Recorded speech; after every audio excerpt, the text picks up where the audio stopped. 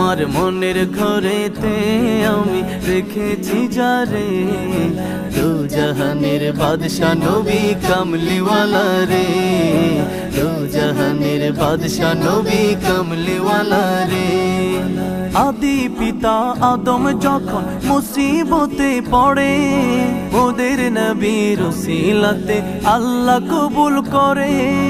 আদি পিতা আদম যখন মুসিবতে পড়ে, ওদের নবীর উসিলাতে আল্লাহ কবুল করে। সাকারাতের বিছানাতে দেখা দিও রে, দু জাহানের বাদশা নবী কামলিওয়ালা রে, দু জাহানের বাদশা নবী কামলিওয়ালা রে। আমার মনের ঘরেতে আমি রেখেছি যারে, দু জাহানের বাদশা নবী কামলিওয়ালা রে।